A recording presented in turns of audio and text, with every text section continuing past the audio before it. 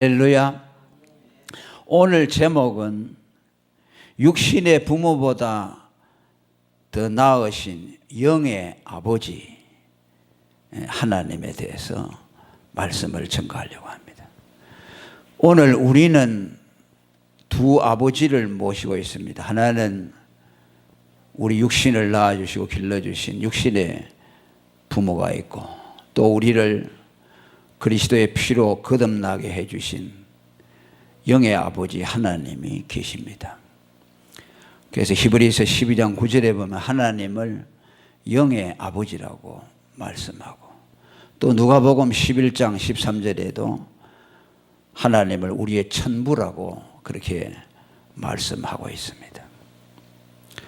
오늘 성경은 육신의 부모와 또 영의 아버지에 대해서 비교하면서 영의 아버지이신 하나님의 사랑의 탁월함을 우리에게 말씀해 주고 있습니다. 두 가지로 나누어서 말씀을 드릴 수가 있는데요. 육신의 부모는 우리를 사랑하고 우리를 위할 수 있지만은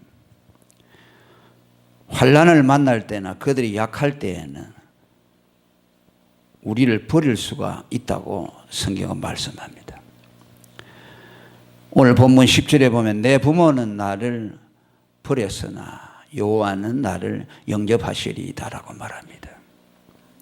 원래 부모는 자식을 버릴 수가 없죠. 자기의 목숨을 희생해서라도 자식을 살리려고 하는 것이 부모의 천성인데, 우리는 다 죄인이라도 자식에 대한 사랑이 지극하다고 누가복음 11장 13절에 말씀을 하고 있습니다. 너희가 악할지라도 자식에게 좋은 것을 줄 안다고 말씀합니다. 또 이사야 49장 15절에도 보면 여인이 어찌 그 젖먹는 자식을 잊을 수 있겠으며 자기 태에서 난 아들을 긍휼히 여기지 않겠느냐라고 말씀합니다. 자식에 대한 부모의 본능적인 사랑을 말씀합니다. 보편적이죠. 그러나 오늘 성경은 그 부모가 자식을 버릴 수 있다고 말씀을 하고 있습니다. 특별한 경우겠지요. 어떤 환난을 당할 때나 극한 상황을 만나게 될 때에 자식을 버릴 수 있다고 말씀하고 있습니다. 이사야 49장 15절에도 그들은 혹시 잊을지라도라고 말씀합니다. 어미가 자기가 낳은 젖먹이 자식을 혹시 잊을 수 있는 가능성을 말씀합니다. 열왕기에 보면은 아주 극한 상황이 나오는데, 이스라엘이 아람과 전쟁을 하게 될 때에 아람 왕이 쳐들어와서 사마리아 성을 다 포위를 했습니다. 그러니까 모든 물자가 다 공급이 차단되어 버리죠. 그러니까 오랫동안 포위하고 있으니까 먹을 것이 없어집니다. 그래서 나중에는 사람이 타고 다니며 짐을 실는 나귀까지도 잡아서 다 먹고, 나귀의 머리 하나가 40만 원, 오늘로 말하면 한 40만 원 정도 그렇게 비싼 가격으로 거래가 되고, 또 합분태라고 하는 콩이 0.3리터에 2만 5천 원 가량 한다고 열왕기하 6장 24절에서 30절까지 말씀합니다. 그러다가 더 이상 먹을 것이 없게 되자 어떤 일이 벌어지냐 하면 부모들이 자기 자식을 삶아서 먹는 일들이 생겨나게 됩니다. 그러니까 그 왕이 백성들을 사랑해서 그 전쟁에 나와서 같이 전쟁을 하는데 보니까 그런 일들이 벌어지고 있으니까 왕이 얼마나 가슴이 아팠겠습니까? 자기의 왕이 자기 옷을 찢으면서 하나님 앞에 통회하는 장면이 나옵니다. 그 28절에 보면 이 여인이 내게 이르기를 네 아들을 내라. 우리가 오늘날 먹고 내일은 내 아들을 먹자 하며 우리가 드디어 내 아들을 삶아 먹었더니 이튿날에 내가 이르되 네 아들을 내라 우리가 먹으리라. 하나 저가 그 아들을 숨겼나이다. 왕이 그 여인의 말을 듣고 자기 옷을 찢으니라 라고 했습니다. 그 왕이 속에 백옷을 입고 그 백성들이 그런 처참한 상황을 보고 하나님 앞에 회개하면서 울부짖는 그런 모습을 보여주고 있습니다. 예레미야 애가 4장 10절에도 보면 천연의 백성이 멸망할 때에 자비한 부녀가 손으로 자기 자녀를 삶아 식물을 삼았다고 말합니다. 상상할 수도 없는 일이죠. 우리로서는 지금 어떻게 그런 일이 가능할까 하지만 사람이 극한 상황에 처해지면 그럴 가능성이 있다는 말씀이죠. 마태복음 10장 21절에도 예수님도 친히 말합니다.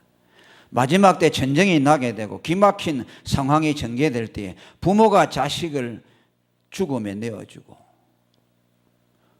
또 자식이 부모를 죽음에 내어주고 형제지간이 서로 형제를 죽음에 내어준다고 말합니다.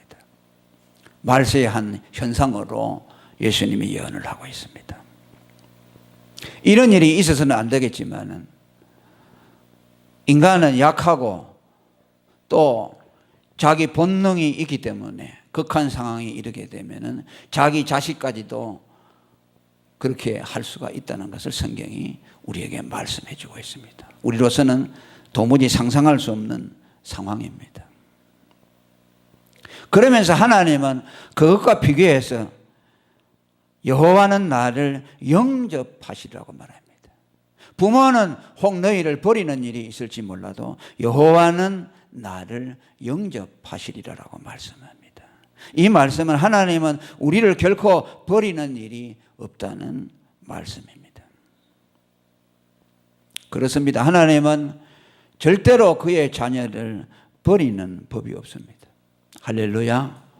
우리가 잘못하고 하나님 앞에 탕자 노릇을 하고 하나님을 대적하고 때로 일시적으로 하나님을 떠나서 하나님의 마음을 아프게 하는 일이 있지만은 언제라도 우리가 그에게로 돌아오고 회개하면 하나님은 그 자녀를 영접해 주신다는 말씀입니다.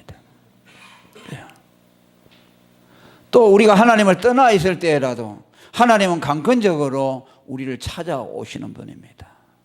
그게 하나님의 주권적인 사랑입니다. 자기가 깨달아서 돌아오면 그건 철이 든 사람이죠.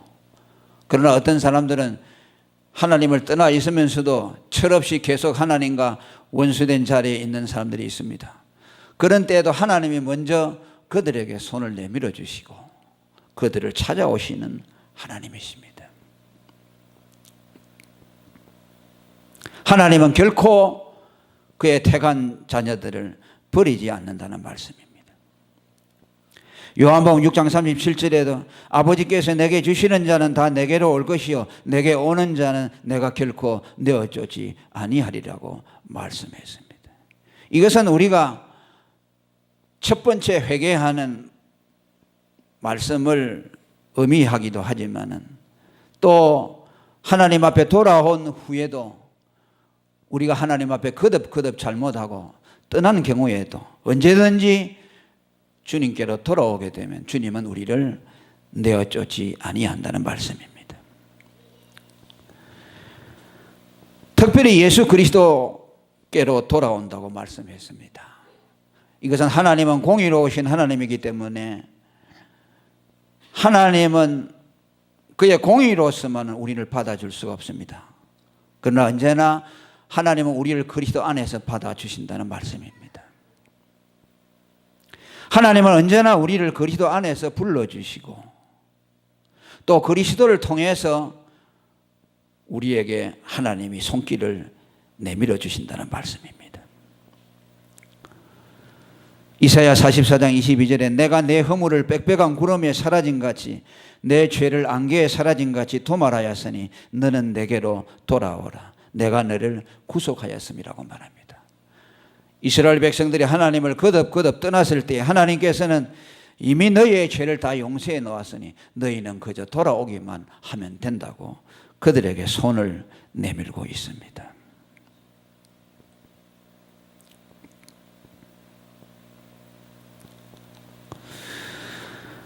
하나님은 전능하신 하나님이시고 사랑이 많으시고 그분은 인간 부모들처럼 연약해서 우리를 버릴 수 있는 그런 분이 아니죠. 그분은 전능하신 분이시고 사랑이 충만하기 때문에 또 인내가 무한하시기 때문에 우리에 대해서 끝까지 인내해 주십니다. 이것을 우리는 믿어야 합니다. 여러분들이 하나님을 떠나고 절망적이고 극한 상황에 있다 할지라도 우리는 주님에게 돌아오기를 포기해서는 안 됩니다. 하나님이 우리를 그렇게 포기할 수 없는 것은 하나님이 자기 피로 자기 자녀를 구속하고 삼았기 때문입니다.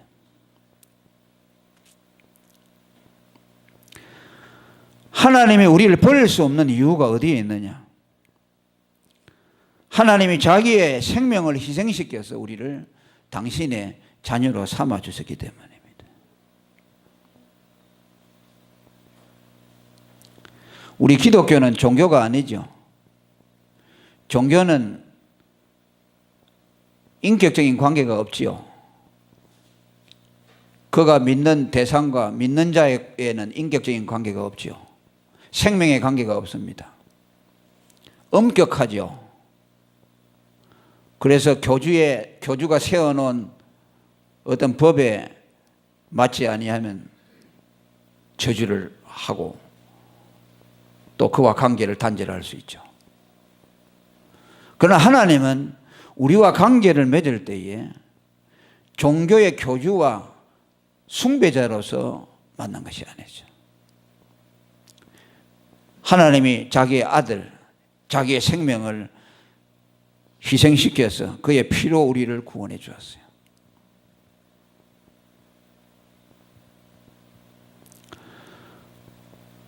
만일 우리가 하나님의 버림을 받는다고 하면은 하나님이 자기의 생명을 희생시켜서 구원한 그 수고가 다 헛되게 되는 것이죠. 그렇기 때문에 하나님은 당신의 희생을 쓸모없도록 만들지 않기 위해서라도 그가 구원한 그의 자녀들을 버릴 수가 없어요.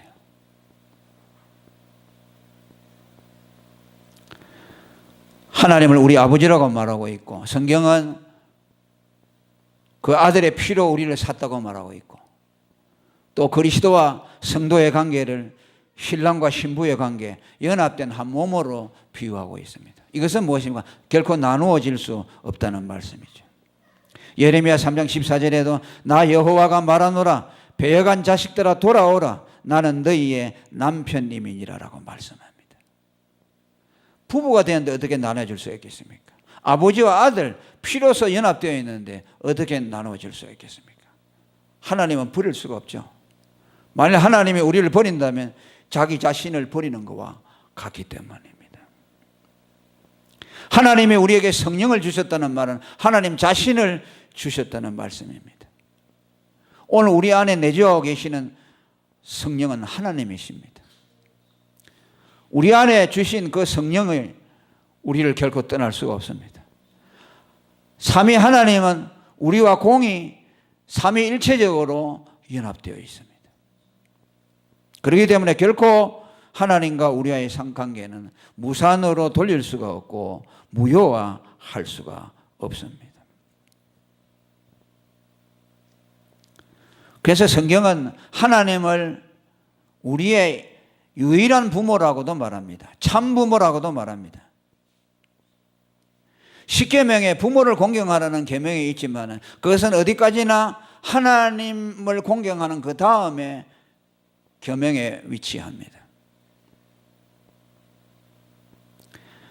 마태복음 23장 9절에 예수님은 땅에 있는 자를 아비라 하지 말라 너희 아버지는 하나이시니 곧 하늘에 계신 자라고 말씀합니다. 지상의 부모도 우리는 공경해야 되겠지만 우리는 먼저 하나님 아버지를 공경해야 합니다. 그분은 영원한 아버지입니다. 우리를 영원히 버리지 아니하시고 영원한 사랑으로 품어주시는 하나님이십니다. 인간의 부모는 변할 수가 있고 연약하여 또 그의 죄성으로 인하여 자식을 부릴 수 있지만 하나님은 그럴 가능성이 전혀 없습니다.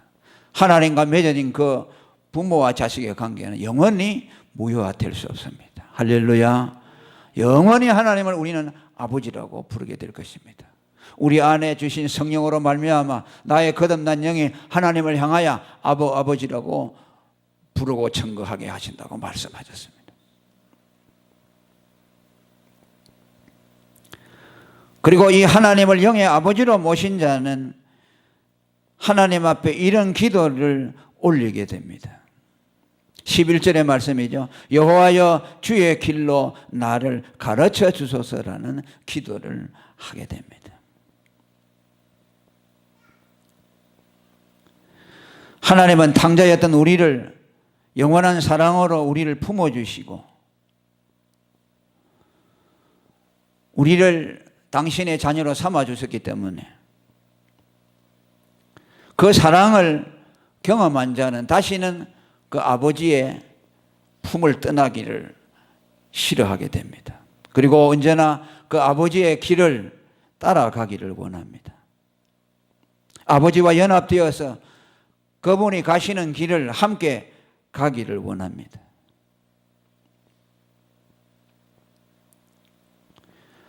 과거에 하나님을 떠나 살았던 자기의 삶이 얼마나 비참하고 저주스러웠던가를 그는 기억하고 있기 때문에 하나님을 떠나는 것이 얼마나 자기에게 고통이라는 것을 알기 때문에 그는 언제나 주님의 길을 따라가기를 원합니다. 여기 주의 길로 나를 가르치소서라는 말은 쉬운 말로 말하면 주님의 뜻과 내 뜻이 일치되게 해달라는 기도입니다. 주님의 길만 쫓아가게 해 주시옵소서라는 말씀이에요. 나의 품은 뜻이 주님의 뜻과 일치되게 하옵소서. 그 길이 내가 사는 길이고 생명의 길이고 그 길이 하나님이 기뻐하시는 길이기 때문에 주님을 떠나 사는 일이 없게 하시고 내 생각과 주님의 뜻이 일체되어서 주님이 가는 그 길을 따라가게 해달라는 말씀입니다. 왜? 그분이 우리의 영의 아버지이기 때문에 그분을 따라가야 생명이 있고 그분을 따라가야 평강이 있다는 것을 그가 경험했기 때문입니다. 그러지 않습니까? 다시는 하나님을 떠나기 싫죠. 하나님 없이 살았던 그 흑암의 세월들을 생각할 때에 그것이 얼마나 비참하다는 것을 그는 경험했기 때문입니다. 저는 청년기에 예수를 믿었기 때문에 명암이 너무나 뚜렷합니다. 하나님 없던 시대의 삶과 하나님을 만난 이후의 삶이 얼마나 다르다는 것을 알기 때문에 다시는 과거로 돌아가고 싶지 않죠. 그 말이죠. 다윗이 여기 기도하는 것은 여호와여 주의 길로 나를 가르치소서라는 말은 하나님의 길로만 가게 하시고 주님의 뜻과 내가 일치되어서 주님만 따라가게 해달라는 기도입니다. 그리고 이 말씀은 하나님이 우리의 목자 되신다는 말씀과 연관이 되어 있습니다. 길이라는 말이 나온대. 그래서 어떤 주석가는 그렇게 말했습니다. 이것은 목자와 양의 관계를 말씀하고 있다. 하나님이 그의 목자고 그는 양으로서 하나님이 그를 이끄시는 그대로 따라가기를 원한다는 말이 주의 길을 가르치소서라는 것이라고 해석을 했습니다. 그렇습니다. 하나님이 우리를 인도해 주시는 것은 그가 친히 우리의 목자가 되어 주셨기 때문입니다. 그러면 그가 어떻게 우리의 목자가 되었습니까? 그리스도가 자기의 생명을 희생시켜서 우리에게로 오셔서 그분이 우리의 목자가 되어 주셨다고 베드로전서 2장 22절에서 25절까지 말씀합니다. 너희가 전에는 양과 같이 길을 잃었더니 이제는 너희 영혼의 목자와 감독 되신 이에게로 돌아왔다고 말씀합니다. 그러면서 23절과 24절에 보면 예수께서 십자가에 달려 죽으심으로 그가 우리의 목자가 되어 주셨다는 것을 말씀합니다. 요한복음 10장에도 선한 목자는 양을 위해서 목숨을 버린다고 말씀했습니다. 그리스도가 우리의 목자가 되기 위해서는 그분의 생명의 희생이 전제되어 있습니다. 예수님이 십자가에서 우리 죄를 대속하지 않으면 하나님이 우리의 목자가 될 수가 없죠. 우리가 그분에게로 돌아갈 수가 없고 그분이 우리의 목자가 될 수 없다는 말씀입니다. 그것을 생각하니 예수님이 나를 위해 죽으심으로 나의 목자가 되셨으니 나는 목자가 되신 그분의 희생으로 나의 목자가 되었으니 나는 기쁘게 그분의 뒤를 따르겠다는 결심이 일어나게 되는 거죠. 그분이 어떤 과정을 통해서 내게 목자가 되느냐, 그분이 생명을 희생시켜서 나의 목자가 되었으니 나는 이제 그분을 놓치지 않고 따라가겠다는 결단이 그 마음속에서 일어나게 되는 거죠. 아, 그렇구나. 예수님이 그 생명을 희생시켜 나의 목자가 되고 나를 인도해 주시는 분이 되었으니 나는 그분의 인도를 기쁘게 따라가야 되겠다는 결심이 일어나죠. 이사야 14장 4절에 이 사람들은 여자로 더불어 더럽히지 아니하고 정절이 있는 자라 어린 양이 어디로 인도하든지 따라가는 자라고 말씀합니다. 이 어린 양은 성도들의 목자 되신 그리스도를 말씀하죠. 예수님은요, 양이기도 하시고 목자이기도 하셔요. 제사장이기도 하시고 제물이기도 하시죠. 그분은 무슨 말입니까? 어린 양이 목자가 되었다는 말은 그분은 어린 양으로서 희생이 되어서 목자가 되었다는 말씀이에요. 그냥 너는 어느 날 너는 내 양이다, 내 목자라 그게 아니라 자기 생명을 희생시킨 어린 양이 되셔서 우리의 목자가 되셨다. 그러니까 예수님을 따라가는 것은 뭡니까? 우리를 위해 죽으신 그분의 뒤를 따라가는 것이죠. 우리를 위해 피 흘려 죽으신 그분의 뒤를 따라가는 것이 목자를 따르는 양의 모습입니다. 그분을 따라갈 때마다 그분의 핏자국을 발견하게 될 것입니다. 그분을 따라갈 때마다 그분이 내는 음성, 내가 너를 위해 죽었다는 그 음성을 우리는 듣고 따라가게 되는 거죠.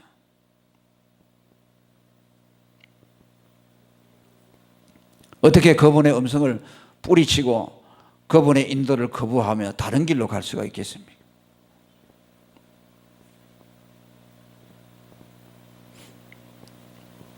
그에게는 주님을 따라가는 것이 그의 인생의 목표가 되는 것이고 다른 길이 아무리 좋은 길이 있다 하더라도 주님의 인도를 받는 것보다 복되게 여길 수가 없습니다. 주님을 따라가지 않고 좋은 길이 있다 할지라도 결코 그것을 선택하지 않습니다. 주님이 인도하는 대로, 주님이 앞서 가시는 대로 따라가는 거죠. 오늘도 저와 여러분은 이런 선택의 결단이 있으시길 바랍니다. 여러분들은 지금 어디를 향해 가고 있고 여러분들이 인도하는 것은 무엇입니까? 여러분들의 안락이나 돈이나 어떤 여러분들의 복이 여러분들을 앞서서 인도해 가고 있습니까? 그것은 반드시 파멸의 길로 빠뜨리게 될 것입니다. 우리는 우리를 구원하신 예수 그리스도 그 목자의 음성을 듣고 따라가는 저희가 되어야 될 줄 믿습니다.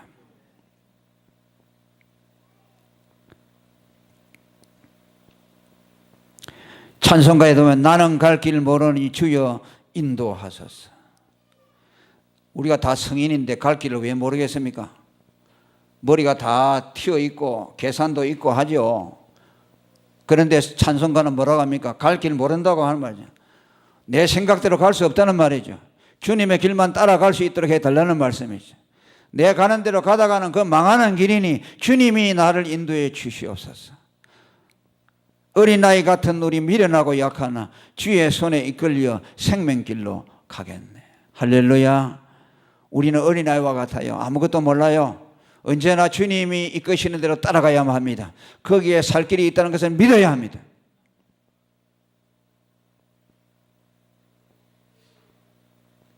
그 다음에 두 번째 기도가 뭐입니까? 원수와 방해물이 있을지라도 하나님의 인도를 끝까지 받도록 해 주시옵소서라는 기도가 후반절에 이어지고 있습니다.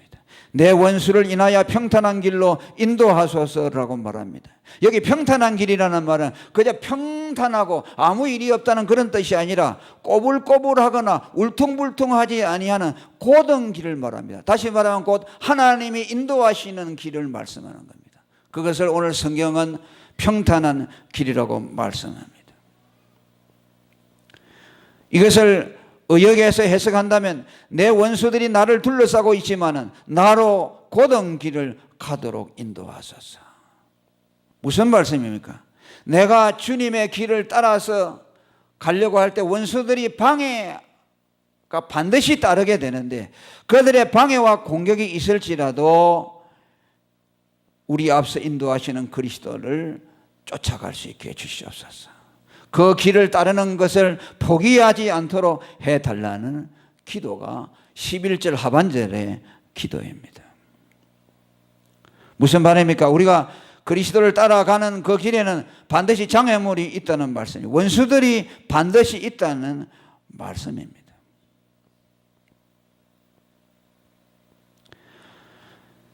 내 안에도 그 원수가 있을 수 있죠. 우리는 언제나 성령의 소욕과 육신의 소욕이 서로 거슬립니다.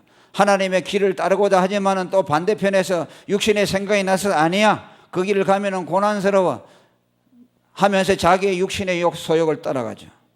그것이 갈라디아 5장 17절에 있는 말씀대로 육체의 소욕은 성령을 거스리고 성령의 소욕은 육체를 거스려서 이 둘이 서로 대적함으로 너희의 원하는 것을 하지 못하게 한다. 성령의 소욕을 따라가면 살 길이 열려질 텐데 육신의 생각이 와서 그걸 방해하고 눌러버려서 자기 생각대로 가니 길이 꼬여지고 첩첩삼중처럼 앞길에 장애물이 그를 가로막고 있는 겁니다. 마태복음 10장 36절에도 원수가 집안 식구라고 말합니다. 주님의 길을 가려고 할 때 그것을 방해하는 원수가 집안에도 있을 수가 있다는 말씀이에요. 고린도전서 15장 33절에는 친구도 가운데도 그런 사람이 있을 수가 있다. 속지 말라. 악한 동무들은 선한 행실을 더럽힌다.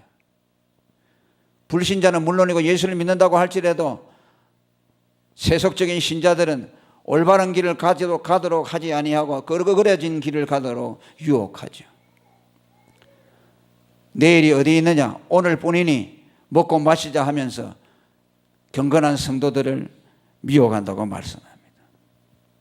예수님처럼 사랑하는 제자 베드로 같은 사람도 원수짓을 했죠. 그가 십자가를 지려고 할 때 사랑하는 제자는 그것을 하지 못하도록 막았습니다. 그리하지 마옵소서라고 할 때 예수는 그를 향해서 사단아 물러가라고 했습니다. 너는 나를 넘어지게 하는 자로다. 하나님의 일을 생각하지 아니하고 사람의 일을 생각한다고 말했죠. 그러니까 오늘 우리가 주님을 따라가려고 할 때 그렇게 원수들이 많다는 거죠. 내 안에 환경을 통해서, 친구들을 통해서, 내 집안의 식구들을 통해서, 또 사랑하는 제자들을 통해서, 사랑하는 사람들을 통해서 그렇게 우리의 가는 길을 방해하는 원수들이 많다는 말씀이에요.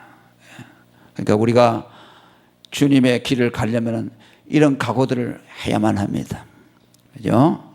유혹들을 물리치고 원수들의 유혹과 방해를 물리치고 끝까지 주님이 우리에게 보여주신 그 길을 쫓아갈 수 있는 저와 여러분이 되기를 축원합니다. 할렐루야.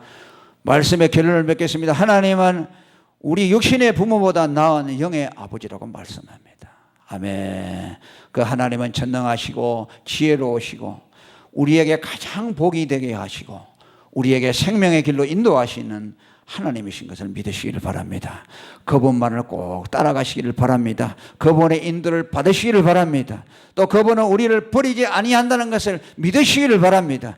여러분들이 잘못하여 탕자의 길을 갈지라도 다시 깨우치고 돌아와서 하나님께로 가면은 그분이 여러분들을 용납해 주실 것입니다. 결코 여러분들을 배척하거나 버리지 않는다는 것을 믿으시기를 바랍니다. 할렐루야. 통성으로 기도하겠습니다.